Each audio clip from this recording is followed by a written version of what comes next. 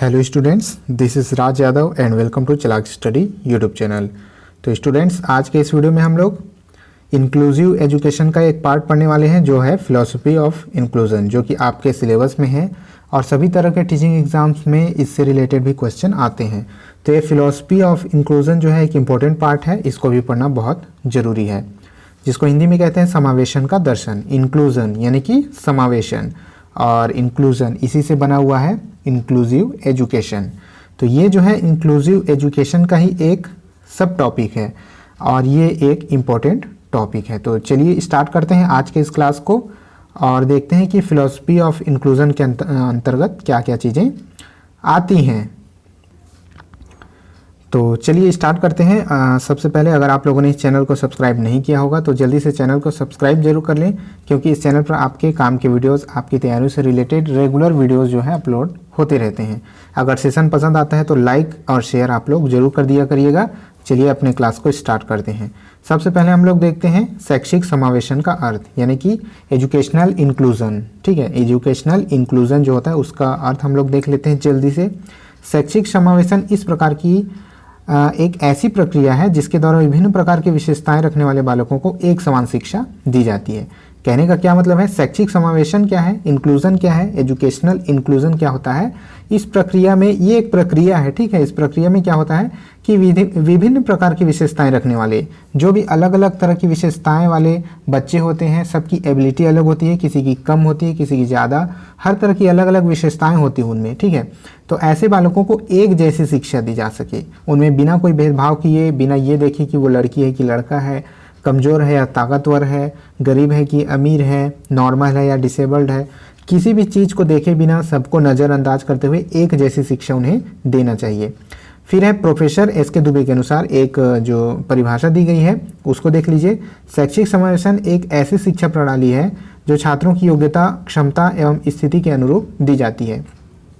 यानी कि इसमें क्या देखा जाता है कि बच्चे में कैसी योग्यता है, कैसे क्षमताएं हैं उसके अंदर और वो किस स्थिति से वो निकल करके आया है और उसकी मानसिक और शारीरिक स्थिति कैसी है, उसके अकॉर्डिंग उसको ऐसी शिक्षा दी जाती है कि सब में जो है बराबरी हो सके। ठीक है, सब में बराबरी हो सके।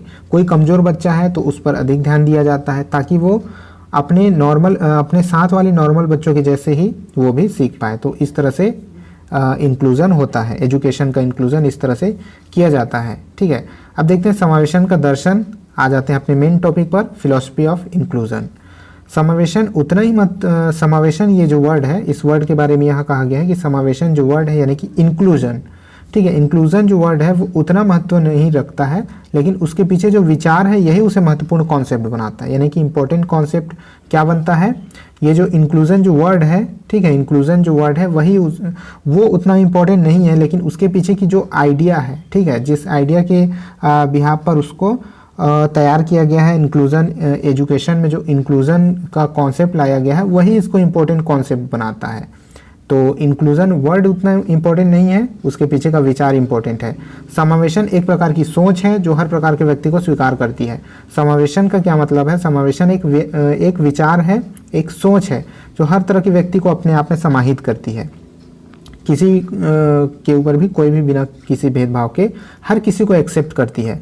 समावेशी शिक्षा के दर्शन के आधार पर प्रत्येक बच्चे को गुणवत्तापूर्ण शिक्षा प्राप्त करने का अधिकार है। यानी कि ये जो समावेशी शिक्षा का जो दर्शन है, जो फिलॉसफी है, उसके आधार पर हर एक बच्चे को समान और गुणवत्तापूर्ण शिक्षा प्राप्त करने का अधिकार है, उसको राइट है ये, जो उसकी क्षमता पर आधारित ना हो, उसकी क्षमता को देखे बिना कि वो, ठीक है, वो कम क्षमता वाला है या ज़्यादा क्षमता वाला। ऐसा नहीं कि कम क्षमता वाले बच्चे को कम सिखाया जाए, ठीक है, कम रूप से शिक्षा दी जाए, उसके लिए अलग स्कूल खोल दिया जाए, ऐसा नहीं है। कि चाहे उसकी एबिलिटी कम है या फिर उसकी एबिलिटी अधिक है, हर बच्चे को एक समान शिक्षा प्रदान करना समावेशन का कर्तव्य होता है। चलिए अब इसके बाद हम लोग आ जाते हैं अपने मेन पॉइंट पर। ठीक है, कुछ पॉइंट्स में इसको दर्शाया गया है। शिक्षा में समावेशन के दार्शनिक आधारों को निम्न बिंदुओं के अंतर्गत प्रस्तुत किया गया है। अब जो आगे दिया गया है कुछ 10-12 पॉइंट्स हैं, ठीक है। समावेशन के जो फिलॉसफी है उसको 10-12 पॉइंट्स में यहाँ पर दर्शाया गया है, फिलॉसफी को, उसके दर्शन को। सबसे पहला पॉइंट हम लोग पढ़ते हैं, सबके लिए शिक्षा। ठीक है। ये जितने भी यहाँ पॉइंट दिए गए हैं सब इम्पोर्टेंट हैं, क्योंकि सभी फिलॉसफी हैं इसके, किसके, इंक्लूसिव एजुकेशन के, जो समावेशन का जो सिद्धांत है उसके मेन ये टॉपिक हैं। सिद्धांत, एक चीज़ मैं बता दूं यहाँ पर थोड़ी सी डिफरेंस है इसमें, जो अभी ये हम लोग पढ़ रहे हैं समावेशन के जो दर्शन पढ़ रहे हैं वो, और दर्शन के सिद्धांत अलग हैं। तो नेक्स्ट क्लास में हम लोग सिद्धांत पढ़ेंगे और ये दर्शन के कुछ इंपॉर्टेंट बिंदु हैं उसको हम लोग सबसे पहले समझ लेते हैं। सबसे पहले सबके लिए शिक्षा, यानी कि एजुकेशन फॉर ऑल। ये क्या होता है? ये बहुत ही सरल सा टॉपिक है लेकिन बहुत ही इंपॉर्टेंट है। सबके लिए शिक्षा यानी कि एजुकेशन फॉर ऑल, इसमें कहने का मतलब ये है कि इंक्लूजन के यही तो मेन दर्शन है कि हर एक व्यक्ति के लिए, हर एक बच्चे के लिए वो शिक्षा होनी चाहिए, चाहे वो गरीब हो, चाहे अमीर हो, चाहे नॉर्मल बच्चा हो या फिर डिसेबल्ड चिल्ड्रेन हो। ठीक है, सबके लिए शिक्षा होनी चाहिए और हर एक किसी को, हर बच्चे को जो है शिक्षा मिलने का अधिकार है, शिक्षा उसको मिलना चाहिए। सेकेंड टॉपिक है सीखने के लिए स्वयं प्रेरित, सेल्फ मोटिवेटेड टू लर्न, यानी कि इसमें क्या कहा गया है कि हर एक बच्चा पहले से सेल्फ मोटिवेटेड होता है। ठीक है, सेल्फ मोटिवेटेड होता है शिक्षा ग्रहण करने के लिए। हर एक बच्चा जिज्ञासु होता है, आप लोगों ने पढ़ा होगा, चाइल्ड डेवलपमेंट में ज़रूर पढ़ा होगा, और उसमें हमें यही बताया जाता है कि हर एक बच्चा जिज्ञासु होता है, वो अपनी दुनिया के बारे में जानना चाहता है, लेकिन उसको मोटिवेशन खुद से मोटिवेट तो होता है बट बाहर से भी उसको मोटिवेशन की ज़रूरत पड़ती है। तो इसके लिए कौन होता है? इसके लिए होता है स्कूल, इसके लिए होता है टीचर।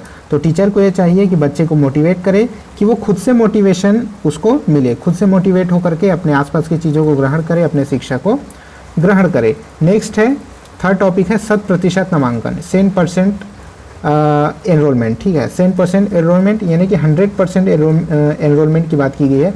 यहाँ पर ये कहा गया है कि ये सरकार की जिम्मेदारी है कि हर एक बच्चे को, हर एक बच्चा जिसको शिक्षा की ज़रूरत है, तो शिक्षा की ज़रूरत हर बच्चे को है, तो हर एक बच्चे को यानी कि 100% बच्चों को जो है शिक्षा मिलना चाहिए और उनका इनरोलमेंट होना चाहिए। कहाँ? स्कूलों में। तो हर एक बच्चे को शिक्षा मिलनी चाहिए, चाहे वो किसी भी गुणवत्ता से रिलेटेड करता हो, चाहे वो झोपड़पट्टी से हो, चाहे अमीर घरों से हो, ठीक है, या फिर एक नॉर्मल बच्चा हो या फिर डिसेबल्ड चाइल्ड हो, हर किसी को जो है शिक्षा की ज़रूरत है।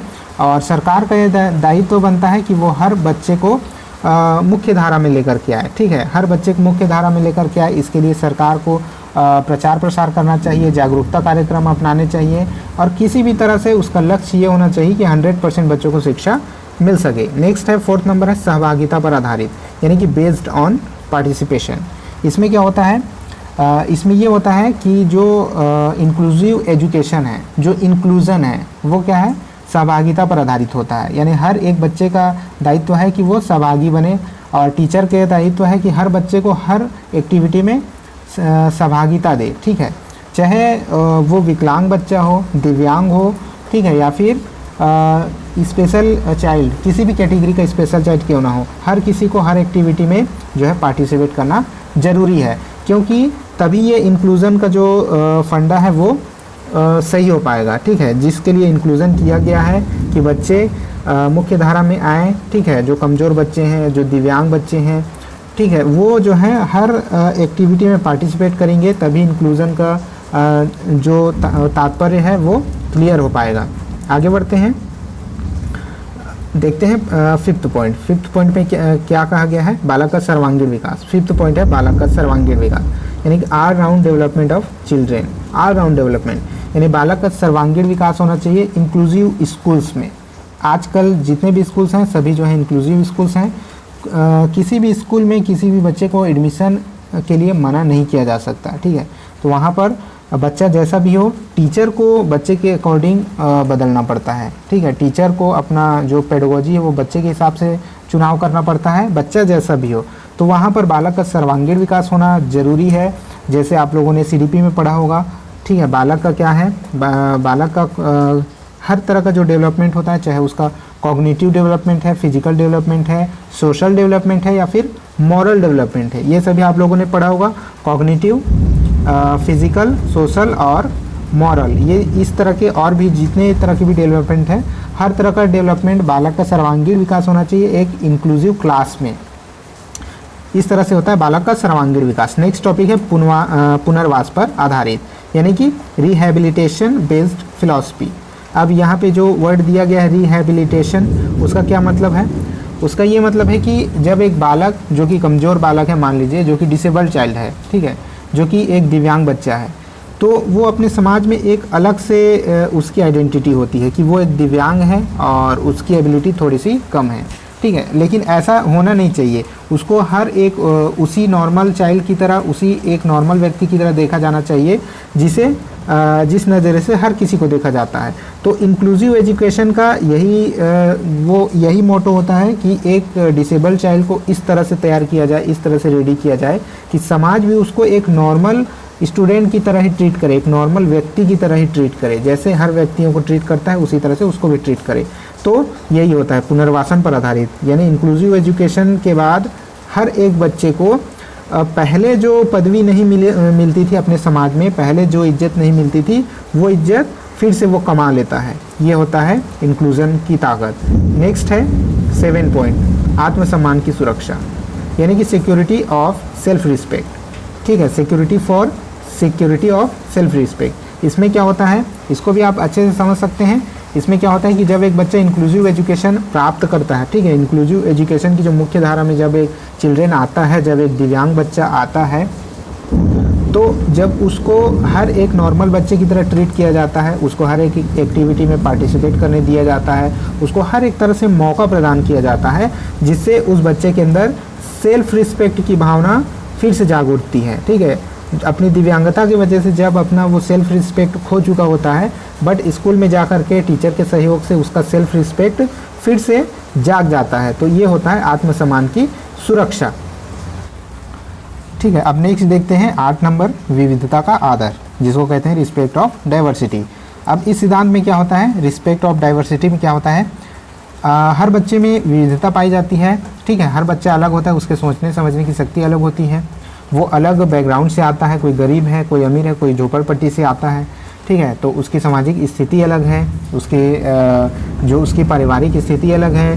किसी के माता पिता जो हैं पढ़े लिखे हो सकते हैं, किसी दूसरे बच्चे के माता पिता जो हैं अनपढ़ हो सकते हैं। तो हर बच्चों में जो है विविधता पाई जाती है। तो इस विविधता के इस तौर तरीक़ों के अलग होने के बावजूद भी हर बच्चों में क्या है, आदर की भावना होनी चाहिए कि हर एक बच्चा दूसरे बच्चे का रिस्पेक्ट कर सके। अगर कोई बच्चा अमीर है, ठीक है, तो अगर वो एक गरीब बच्चे को भी उसी नज़रिए से देखता है जिससे वो अपने दूसरे दोस्तों को, अपने अमीर दोस्तों को देखता है, तो ये होता है विविधता का आदर। यानी कि हर एक तरह की जो डाइवर्सिटी होती है, हर एक तरह की विविधता होती है, उसका रिस्पेक्ट करने के लिए आना चाहिए। हर एक बच्चे को ऐसे शिक्षा दी जानी चाहिए कि वो अपने दूसरे बच्चों का, अपने दोस्तों का रिस्पेक्ट कर सके, उसके बैकग्राउंड का रिस्पेक्ट कर सके, चाहे गरीबी चाहे अमीरी, हर एक चीज़ को समान नज़रों से देख सके। ये होता है रिस्पेक्टिव ऑफ डाइवर्सिटी। नेक्स्ट है सहयोगी सेवाओं का प्रयोग, ठीक है, यूज़ ऑफ सपोर्टिव सर्विसेज।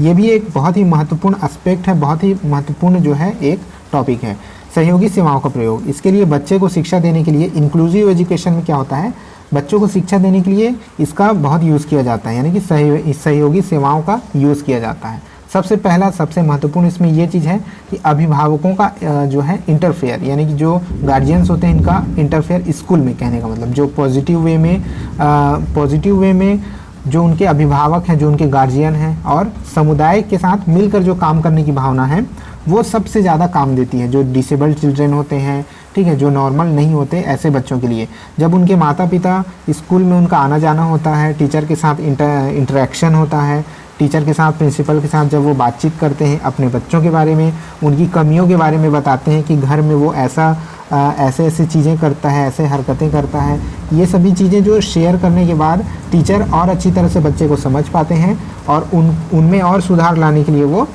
कोशिश कर पाते हैं। तो ये सहयोगी सेवाओं के अंतर्गत ये सभी आते हैं, ठीक है। इसके अलावा क्या होता है, बच्चों को हर तरह की चीज़ें अवेलेबल कराना, जैसे कि शिक्षा से रिलेटेड उसको कोई फिल्म दिखाना, मूवी दिखाना, कोई टीवी प्रोग्राम दिखाना, इसके अलावा उनको लेक्चर देना, ठीक है, लेक्चर देना, कंप्यूटर से अवगत कराना, ये सभी चीज़ें सहयोगी सेवाओं के अंतर्गत आती हैं। नेक्स्ट है मानवतावादी दृष्टिकोण, जिसको कहते हैं कि ह्यूमैनिटेरियन अप्रोच। मानवतावादी दृष्टिकोण में क्या होता है, हर एक बच्चे को मानव बनाना, कहने का मतलब एक मानव को जिस तरह से होना चाहिए, अच्छे हृदय वाला, उस तरह से तैयार करना, यानी मानवीय मूल्य पर आधारित व्यवस्था होना चाहिए। मानवीय मूल्य यानी कि जिसको बोलते हैं कि ह्यूमन मॉरलिटी, ठीक है, उनको मॉरल रूप से तैयार करना। बालक समाज में ही रहकर सीखता है, ये आप सबको पता है कि बालक जैसा समाज उसका होता है उसी तरह से बालक सीखता है। अगर समाज में कुछ गलत धारणाएं चल रही है, बालक अगर उनको सुनता है तो उसके मन में वो चीज़ें बैठ जाती हैं। तो समाज में ही रहकर सीखता है और उन्हीं बातों को सुनता है और अपने आप से उसका संबंध स्थापित करने की कोशिश करता है, ठीक है। तो मानवतावादी दृष्टिकोण होना चाहिए, हर एक बच्चे को मानव बनाने के लिए तैयार करना चाहिए वहाँ, ठीक है। यानी कि जो भी नैतिकता है वो उनको सिखाना चाहिए। तो ये होता है मानवतावादी दृष्टिकोण, इंक्लूसिव एजुकेशन के से रिलेटेड। नेक्स्ट जो है प्रजातांत्रिक स्वरूप, यानी कि डेमोक्रेटिक आउटलुक। प्रजातांत्रिक स्वरूप यानी कि प्रजातांत्रिक, आपको पता होगा डेमोक्रेटिक क्या होता है। जैसे कि किसी भी स्कूल में जो बच्चे हैं सबको बराबर की नज़र से देखा जाता है। हर एक बच्चा, चाहे कोई भी हो, चाहे कोई अमीर घर का हो, चाहे गरीब घर का हो, हर एक बच्चा जो है, हर एक बच्चा एक समान होता है। इसी वजह से स्कूल में हर एक बच्चे को सेम ड्रेस पहनने के लिए दिया जाता है, क्योंकि उनकी जो ऊंच नीच की भावना है, उनकी गरीबी अमीरी, उनकी एबिलिटी से रिलेटेड कोई भी भेदभाव है वो स्कूल जा कर के मिट जाती है। हर एक बच्चा एक समान वहाँ पर ट्रीट किया जाता है और ट्रीट किया जाना भी चाहिए, ठीक है। जैसे कि मैं एक एग्जांपल देता हूँ, जब वोट होते हैं, ठीक है, हमारे देश में जब इलेक्शन होते हैं तो जो वोट दिया जाता है, तो जब वोट देने जाते हैं लोग, तो चाहे वो गरीब हो, कोई एक गरीब हो, चाहे वो भिखारी क्यों ना हो, वो भी जब वोट देता है तो उसकी गिनती एक की जाती है, यानी कि एक ही मानी जाती है। जब एक अमीर घर का कोई व्यक्ति वोट देने जाता है या फिर देश का प्रधानमंत्री ही क्यों ना हो, जब वो वोट देता है तब भी उसकी वोट की गिनती एक ही की जाती है। तो ये होती है समानता, ये होती है प्रजातांत्रिक स्वरूप, ठीक है। प्रजातंत्र में ऐसा होता है, चाहे वो भिखारी हो, चाहे कोई राष्ट्रपति हो, प्रधानमंत्री हो, हर एक व्यक्ति की जो गिनती जो है वोट की एक ही मानी जाती है। तो ये होता है प्रजातांत्रिक स्वरूप। तो उसी तरह से स्कूल में भी हर एक बच्चे को एक समान दृष्टिकोण से देखा जाता है। ये होता है इंक्लूसिव एजुकेशन में। तो ये होता है फिलोसफी ऑफ इंक्लूजन, ठीक है। नेक्स्ट है हमारा, नेक्स्ट क्या है, 12वां नंबर है वैज्ञानिक दर्शन, यानी कि साइंटिफिक फिलॉसफी। तो साइंटिफिक फिलॉसफी का जो सिद्धांत है उसमें क्या है कि जो इंक्लूजन है, ठीक है, इंक्लूजन यानी कि समावेशन, ठीक है, शिक्षा का समावेशन जो है उसमें यही होता है कि वैज्ञानिक दृष्टिकोण लिए हुए होता है। ये जो समावेशन की पद्धति है उसकी जो साइकोलॉजिकल थॉट होती है, ठीक है, उसकी जो सोचने समझने की क्षमता होती है, तो ये एक तरह से साइकोलॉजी की तरह काम करता है। तो ये पूरी तरह से वैज्ञानिक दृष्टिकोण है जो इंक्लूजन है, और बच्चे को इस तरह से सोचने पे मजबूर कर देते हैं। टीचर अगर टीचर अच्छे हों, बच्चों के टीचर अच्छे हों, तो उनको ऐसे बना देते हैं उनके दिमाग को कि वो हर एक बच्चे को बराबरी की नज़र से देखते हैं, ठीक है। तो घर में आप सबको पता होगा कि घर में जैसे भी बच्चों को सिखाया जाता है तो बच्चे वैसे ही बनते हैं जैसे उनको सिखाया जाता है। इस वजह से उनको गीली मिट्टी का पुतला कहा जाता है। किसी भी बच्चे को उसका बचपन कैसा होता है, गीली मिट्टी के पुतले के जैसा होता है। उनको जिस सांचे में ढाल दिया जाता है वो वैसे ही बन जाते हैं। तो एक टीचर का दायित्व होता है कि उसको बराबरी की भावना सिखा सके, हर एक बच्चे को किस नज़रिए से देखना है, किस बराबरी के नज़रिए से देखना है, वो उसको सिखा सके। तो ये सब आधारित होती है मनोवैज्ञानिक चीज़ों पर। तो अगर मनोवैज्ञानिक रूप से अगर बच्चों को तैयार किया जाए तो हर एक बच्चा वैसे ही बनेगा जैसे टीचर चाहता है। तो ये एक वैज्ञानिक पद्धति है, इंक्लूसिव एजुकेशन एक वैज्ञानिक सिस्टम है। नेक्स्ट है 13वां नंबर और आज का ये लास्ट है, ठीक है। ये लास्ट पॉइंट है गुणवत्तापूर्ण शिक्षा व्यवस्था, यानी कि क्वालिटेटिव एजुकेशन सिस्टम। तो इसमें क्या होता है, इसमें ये होता है कि हर एक बच्चे को पूरी तरह से गुणवत्ता युक्त जो शिक्षा है वो प्रदान करनी चाहिए, ठीक है। बालक क्या होता है, बालक जो है अनुभवों के द्वारा सीखता है, उसको चर्चा परिचर्चा की ज़रूरत होती है, वो प्रश्न पूछ करके और खुद से चिंतन मनन करके सीखता है। इसके अलावा खेल और क्रियाकलापों से सीखता है, जो भी खेल कूद होते हैं, जो भी एक्टिविटीज़ होती हैं, और पीयर ग्रुप्स बना करके, यानी छोटे छोटे या बड़े बड़े ग्रुप्स में बच्चों को शिक्षा दी जाती है अलग अलग तरीके से, अलग अलग माध्यम से। यानी कि बच्चे कुल मिला के ये कहा जाए कि गतिविधि से सीखते हैं। तो इस तरह की हर चीज़ की एक्टिविटी जो है स्कूल में होनी चाहिए, शिक्षकों के द्वारा करानी चाहिए। और इसके लिए जो भी चीज़ें हैं वो हर चीज़ अवेलेबल होना चाहिए। बच्चे को किसी तरह की कमी नहीं होना चाहिए स्कूल में। वहाँ उनके लिए अच्छे तरह से शौचालय होना चाहिए, खेल के मैदान होना चाहिए, लाइब्रेरी होनी चाहिए, ठीक है। इसके अलावा जो प्रयोगशालाएँ होती हैं जहाँ पर प्रैक्टिकल करने की व्यवस्था होती है, वो सभी हर एक चीज़ उपलब्ध होना चाहिए बच्चे को, तभी इंक्लूसिव एजुकेशन का जो फार्मूला है वो साकार हो पाएगा। तो चलिए ठीक है, इस तरह के कुछ इंपॉर्टेंट पॉइंट थे, ये कुल 13 पॉइंट थे और ये जो है 13 पॉइंट जो है आज का लास्ट पॉइंट है। तो कुछ 13 पॉइंट हम लोगों ने यहाँ पर समझे जो कि महत्वपूर्ण टॉपिक हैं, जो हमारा फिलॉसफी ऑफ इंक्लूज़न आज का जो टॉपिक था उसके लिए, और यही सब जो है फिलॉसफी हैं, ठीक है, इंक्लूज़न की यही सभी फिलॉसफी हैं, इन्हीं फिलॉसफी पर आधारित है हमारा इंक्लूज़न का जो टॉपिक है, इंक्लूज़न की जो सोच है वो। और इंक्लूज़न एक बहुत ही अच्छा विचार है जो कि हर एक बच्चे को हर तरीके से सर्वांगीण विकास करता है, उसका हर एक बच्चे को बराबरी का अधिकार देता है, और हर एक बच्चे को, चाहे वो गरीब हो, अमीर हो, ठीक है, डिसेबल हो या फिर नॉर्मल चाइल्ड हो, हर सभी को एक साथ बैठा करके एक जैसा शिक्षा प्रदान करता है। तो चलिए ठीक है दोस्तों, आई होप ये टॉपिक आपको अच्छे से समझ में आया होगा। अगर अभी भी कुछ पॉइंट रह गया होगा तो कमेंट बॉक्स में आप बता सकते हैं। अगर कोई चीज़ आपको समझ में ना आया होगा तो कमेंट बॉक्स में कमेंट कर सकते हैं। चलिए ठीक है, इस वीडियो में इतना ही, अब मिलते हैं नेक्स्ट वीडियो में, तब तक के लिए जय हिंद।